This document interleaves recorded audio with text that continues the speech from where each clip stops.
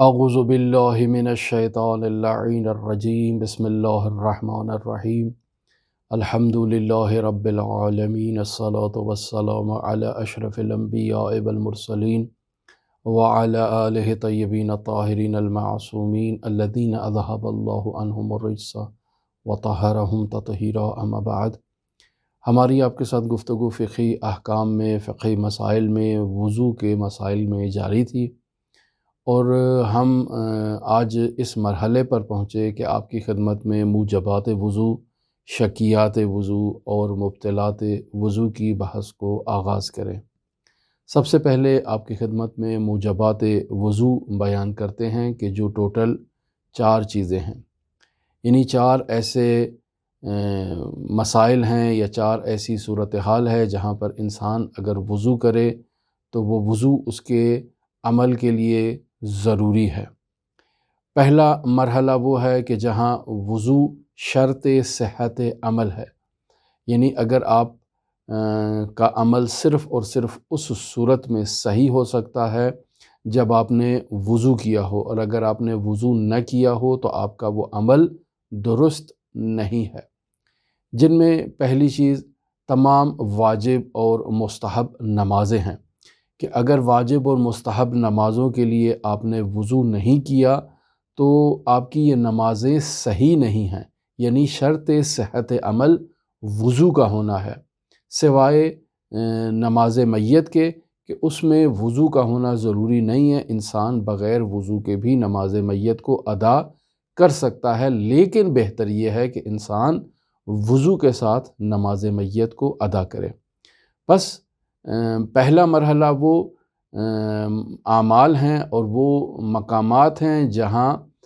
عمل کی درستگی کے لیے اور عمل کے صحیح ہونے کے لیے وضو کا ہونا ضروری ہے،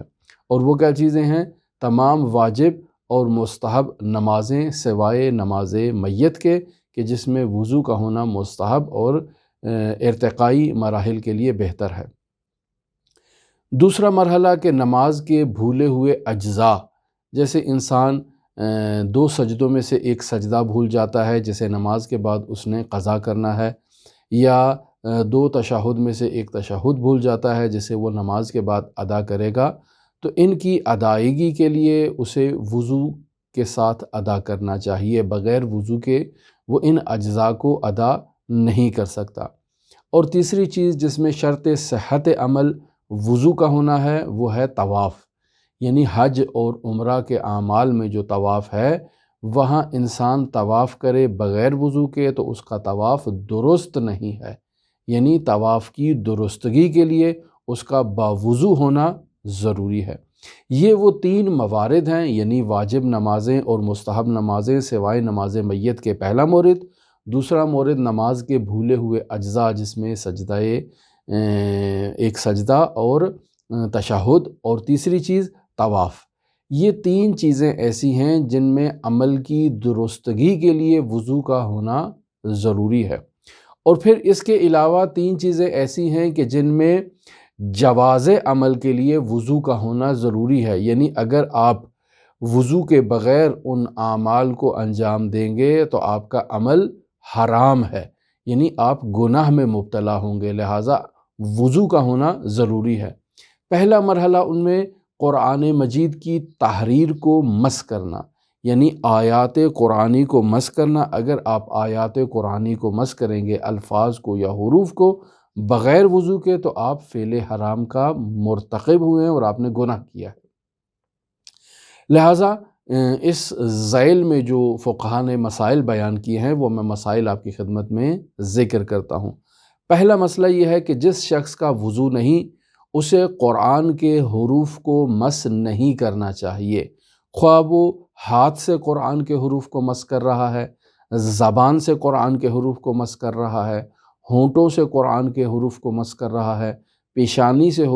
قرآن کے حروف کو مس کر رہا ہے، کوہنیوں سے حروف قرآن کو مس کر رہا ہے، یا جس انداز میں بھی وہ حروف قرآن کو مس کرے اپنی جلد کے ساتھ، تو یہ فعل حرام کا مرتکب ہوا ہے۔ البتہ اگر کوئی شخص اپنے سر کے بالوں سے، داڑھی کے بالوں سے قرآن کے حروف کو مس کرے تو یہ مس قرآن اس پر صدق نہیں آئے گا۔ صدق اس وقت آئے گا جب انسان اپنی جلد سے قرآن کے حروف کو مس کرے بغیر وضو کے، تو یہ فعل حرام کا مرتکب ہوا ہے۔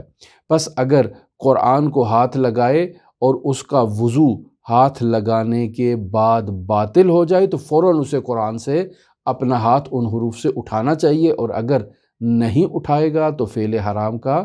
مرتکب ہوا ہے۔ پھر اس کے علاوہ خطوط قرآن جو ہیں وہ متعارف خط ہو جس میں قرآن مجید لکھا ہو، یا غیر متعارف خط ہو جیسے خط کوفی ہے، فرق نہیں کرتا ہے، قرآن ہے تو اس کے حروف کو ہاتھ لگانا وضو کے بغیر یہ حرام ہے اور انسان فعل حرام کا مرتکب ہوگا۔ پھر عرض کروں کہ قرآنی حروف قلم سے لکھے گئے ہوں، بال پوائنٹ سے لکھے گئے ہوں، سیمنٹ سے لکھے گئے ہوں، یا چاک سے لکھے گئے ہوں، یا کسی بھی وسیلے سے حروف قرآن لکھے گئے ہوں، اسے بغیر وضو کے مس کرنا فرق نہیں کرتا ہے، فعل حرام ہے۔ قرآن مجید کے یہ حروف برجستہ ہوں یا گہرائی کی صورت میں ہوں، یعنی حق شدہ ہوں، دونوں صورتوں میں، جیسے قبر کی تختی میں دونوں طرح سے رائج ہوتے ہیں، بس اوقات برجستہ حروف ہوتے ہیں، بس اوقات حق شدہ ہوتے ہیں، تو دونوں صورتوں میں بغیر وضو کے انہیں ہاتھ لگانا فعل حرام ہے۔ یہ قرآن مجید کے حروف میں وہ حرف ہے جو تلفظ نہیں کیا جاتا، لکھنے میں آتا ہے، اسے بھی ہاتھ لگانا بغیر وضو کے حرام ہے، جیسے قالو، واو کے بعد ایک الف ہے، یہ اس الف کو بھی ہاتھ لگانا بغیر وضو کے انسان کے لیے فعل حرام ہے۔ قرآنی حروف خود قرآن میں لکھے ہوں یا کسی اخبار میں لکھے ہوں، کسی میگزین میں لکھے ہوں، لیکن حروف قرآنی ہیں تو فرق نہیں کرتا ہے، مکمل آیت لکھی ہو یا تقطیع شدہ حرف ہو یا ایک حرف ہو لیکن مقصود لکھنے والے کا قرآنی حرف ہے، تو اس صورت میں اسے آپ ہاتھ نہیں لگا سکتے بغیر وضو کے، اور اگر لگائیں گے تو آپ فعل حرام کے مرتکب ہوئے ہیں۔ اگر یہ حروف کاغذ پہ لکھے ہیں، لکڑی پہ لکھے ہیں، انسان کے لباس یعنی کپڑوں پہ لکھے ہیں، دیوار پر لکھے ہیں، معمول کے مطابق لکھے ہیں، یا معمول سے برعکس یعنی الٹے انداز میں لکھے ہیں، ہر حوالے سے انہیں ہاتھ لگانا جو ہے وہ جائز نہیں ہے، انسان فعل حرام کا مرتکب ہوگا۔ پھر فرماتے ہیں کہ حروف عربی ہوں یا رومن میں لکھے ہوں، اس صورت میں بھی فرق نہیں کرتا ہے، قرآن کے حروف ہیں تو انہیں ہاتھ نہیں لگایا جا سکتا بغیر وضو کے۔ کلمات قرآن انسان کے پسندیدہ کلمات ہوں یا تنفر آمیز کلمات ہوں، جیسے انسان شیطان کے نام سے تنفر کرتا ہے، نفرت کرتا ہے، کفر سے نفرت کرتا ہے، ابلیس کلمہ اس سے نفرت کرتا ہے، یہ بھی قرآن میں استعمال ہوئے ہیں۔ اگر یہ باہر لکھے ہوں یا قرآن مجید میں ہوں تو انہیں ہاتھ لگانا بغیر وضو کے انسان کے لیے جائز نہیں ہے، انسان اگر ہاتھ لگائے گا تو فعل حرام کا مرتکب ہوا ہے۔ پس ایک مرحلہ اس بحث کا کمپلیٹ ہوا کہ جہاں جو ہے وہ قرآن مجید کے حروف کو ہاتھ لگانا بغیر وضو کے حرام کا مرتکب ہے، اور اس میں شرط جواز عمل، یعنی آپ جو کام کر رہے ہیں اس کام میں قرآن کو ہاتھ لگانا، تو اس کے لیے آپ کا وضو ہونا ضروری ہے۔ دوسرا مورد اس میں ہے خداوند متعال کے اسماء یا خداوند متعال کی صفات خاصہ، یہ اگر کہیں تحریر ہوں قرآن مجید میں یا قرآن مجید کے علاوہ کسی بھی جگہ پر، کسی میگزین میں، کسی اخبار میں، کسی کاغذ کے اوپر، انہیں آپ ہاتھ لگائیں بغیر وضو کے تو یہ بھی فعل حرام ہے، آپ گناہ کے مرتکب ہوئے ہیں۔ پھر اللہ کا نام کسی بھی زبان میں ہو، فارسی میں ہو، اردو میں ہو، انگلش میں ہو، پنجابی میں ہو، کسی بھی زبان میں ہو، اللہ کا نام لکھا ہوا ہے، اسے آپ بغیر وضو کے ہاتھ نہیں لگا سکتے، اور اگر آپ ہاتھ لگائیں گے تو آپ نے گناہ کیا ہے۔ پھر اس کے علاوہ تیسرا مورد جو اسی شرط جواز عمل کے اندر تیسرا مورد جو بیان کیا جاتا ہے وہ یہ ہے کہ احتیاط واجب کی بنا پر پیغمبروں کے اسامی گرامی، ائمہ معصومین علیہم الصلاۃ والسلام کے اسامی گرامی، حضرت صدیقہ طاہرہ فاطمہ زہرا سلام اللہ علیہا کا اسم مبارک، فرشتوں کے اسامی مبارک، انہیں بھی بغیر وضو کے ہاتھ لگانا درست نہیں ہے، اور اگر انسان ہاتھ لگائے گا تو فعل حرام کا مرتکب ہوا ہے احتیاط واجب کی بنیاد پر۔ لیکن اس میں کچھ مستثنیات بھی یہاں پر بیان کیے گئے ہیں۔ مثلاً مستثنیات مس میں بیان کرتے ہیں کہ انسان اپنے بالوں کے ذریعے سے قرآن مجید کے یا ائمہ معصومین علیہ الصلوۃ والسلام کے، انبیاء کے یا خداوند متعال کے اسامی کو اپنے بالوں سے، سر کے بالوں سے یا داڑھی کے بالوں سے مس کرتا ہے، تو اس میں کوئی حرج نہیں ہے، کیوں؟ چونکہ ہم نے پہلے آپ کی خدمت میں بیان کر دیا کہ انسان اپنی جلد کے ساتھ باقاعدہ انہیں مس کرے۔ دوسرا یہ ہے کہ اگر شیشے کے پچھلی سائڈ پہ لگے ہیں اور آپ اس سائڈ سے شیشے کو ہاتھ لگا رہے ہیں تو کوئی حرج نہیں ہے، اس میں مس کا لفظ صادق نہیں آئے گا۔ یا آپ نے ہاتھ میں دستانے پہن رکھے ہیں اور ان دستانوں کے ذریعے سے آپ قرآن مجید کے حروف کو، ائمہ معصومین کے اسامی گرامی کو، اللہ کے اسم مبارک کو، فرشتوں کے اسامی کو اگر آپ چھو رہے ہیں تو یہ آپ کا ٹچ کرنا صدق نہیں آئے گا، چونکہ آپ نے ہاتھ میں پلاسٹک کے یا کپڑے کے دستانے پہن رکھے ہیں، تو یہ بھی مستثنیات میں سے ہے۔ پھر اس کے علاوہ حروف کے درمیان جو خالی جگہ موجود ہوتی ہے، اس خالی جگہ کو اگر آپ ٹچ کر رہے ہیں اپنے ہاتھ سے یا اپنی زبان سے، تو یہ مس حروف قرآن اس پر صدق نہیں آئے گا، لہٰذا یہ فعل حرام نہیں ہے۔ پھر اس کے علاوہ قرآن مجید کے کاغذ کو ہاتھ لگانا، قرآن مجید کے حاشیے کو ہاتھ لگانا،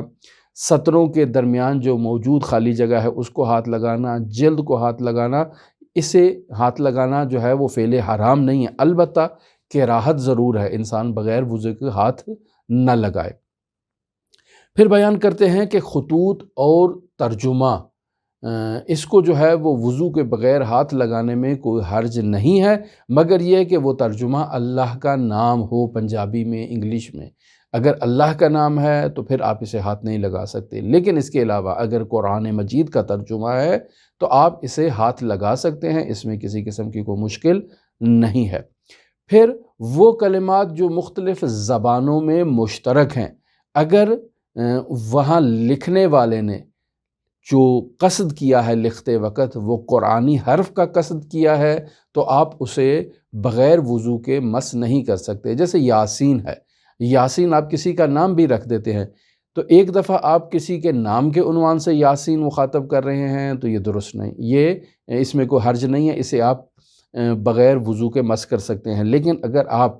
لکھ رہے ہیں اور آپ کی مراد اس کلمہ یاسین سے قرآن مجید میں استعمال ہونے والا یاسین، طٰہٰ، مزمل، اس قسم کے حروف ہیں، تو یہ چونکہ قرآنی حروف ہیں اور آپ کا قصد بھی قرآنی حروف لکھنا ہے، تو اس صورت میں آپ جو ہے وہ انہیں بغیر وضو کے ہاتھ نہیں لگا سکتے۔ یا اس کے علاوہ فرما رہے ہیں کہ جمہوری اسلامی ایران کا جو آرم ہے اس کے اندر اللہ لکھا ہوا ہے، اسے ہاتھ لگایا جا سکتا ہے یا ہاتھ نہیں لگایا جا سکتا، تو احتیاط واجب کی بنیاد پر بغیر وضو کے اسے بھی ہاتھ لگانا جائز نہیں ہے۔ یہ وہ دو اعمال ہم نے آپ کی خدمت میں بیان کیے، ایک وہ جس میں شرط صحت عمل ہے اور دوسرا وہ جس میں شرط جواز عمل ہے وضو کے لیے۔ یہ ہے آپ کی خدمت میں جو ہم نے بیان کیے، یہ موجبات وضو ہیں۔ لیکن دو موجبات وضو ایسے بھی ہیں کہ جو نہ شرط جواز عمل ہے اور نہ ہی شرط صحت عمل، بلکہ شرط ارتقاء عمل ہیں، بلکہ کمال عمل کا باعث بنیں گے، جس میں اگر انسان وضو کے ساتھ اس عمل کو انجام دے تو انسان کو زیادہ ثواب حاصل ہوگا۔ جیسے قرآن مجید کی تلاوت ہے، اگر انسان بغیر وضو کے کرے تو تلاوت کر سکتا ہے قرآن مجید کو چھوئے بغیر، لیکن اگر وضو کے ساتھ قرآن مجید کو اگر وہ تلاوت کرے گا تو یہاں شرط کمال عمل جو ہے وہ وضو کا ہونا ہے۔ اور پھر بسا اوقات وضو جو ہے وہ رفع کراہت کے لیے آتا ہے، مثلا انسان جنوب کی حالت میں ہے اور یہ مجنب اگر کھانا پینا کھائے تو اس کے لیے کراہت رکھتا ہے کہ یہ غذا کو استعمال کرے، چونکہ یہ مجنب ہے۔ اس کا وظیفہ یہ ہے کہ پہلے جائے غسل کرے اور اس کے بعد یہ آ کر جو ہے وہ کھانے کو تناول کرے۔ لیکن اگر یہ اس کراہت کو برطرف کرنا چاہتا ہے تو جائے پہلے جا کر وضو کر لے اور پھر وضو کرنے کے بعد یہ کھانا کھا سکتا ہے، کسی قسم کا کوئی مسئلہ نہیں ہے، اور وہ کراہت جو پہلے موجود تھی وہ برطرف ہو چکی ہے۔ پھر وہ کام جنہیں وضو کے ساتھ انجام دینا مستحب ہے ان کی فہرست میں آپ کی خدمت میں بیان کرتا ہوں۔ سب سے پہلے جسے ہم آپ کی خدمت میں پہلے بھی بیان کر چکے وہ ہے نماز میت۔ انسان نماز میت کو بغیر وضو کے انجام دے سکتا ہے، لیکن بہتر یہ ہے کہ انسان وضو کے ساتھ نماز میت کو انجام دے تو یہ اس کے لیے مستحب ہے۔ مسجد میں وضو کے ساتھ داخل ہونا مستحب ہے۔ حضرات ائمہ معصومین علیہم الصلوۃ والسلام کے مشاہد مشرفہ حرمہائے مطہر میں وضو کے ساتھ داخل ہونا یہ بھی انسان کے لیے مستحب ہے۔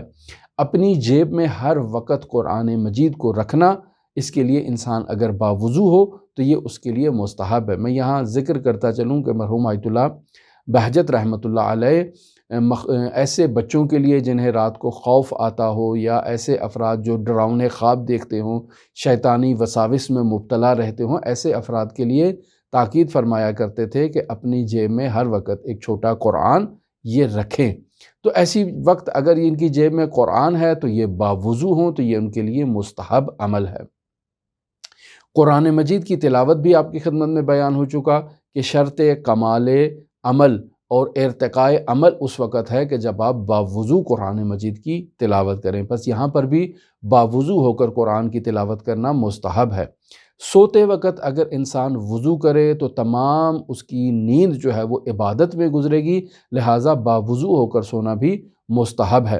اپنے بدن کو جلد یا حواشی قرآن سے مس کرنا ہو تو انسان وضو کرے، یہ اس کے لیے مستحب ہے، آپ کی خدمت میں بیان ہو چکا۔ یا مؤمنین کی قبور کی زیارت کے لیے انسان قبرستان جاتا ہے فاتحہ خوانی کے لیے تو باوضو ہو کر جائے، یہ بھی اس کے لیے مستحب ہے۔ ہماری آپ کے ساتھ گفتگو فقہی مسائل میں، وضو کے مسائل میں جاری رہے گی۔ اگر آپ دلچسپی رکھتے ہو تو ہمارے ساتھ رہ سکتے ہیں۔ اللہم صلی علی محمد و آل محمد وعجل فرج قائم آل محمد۔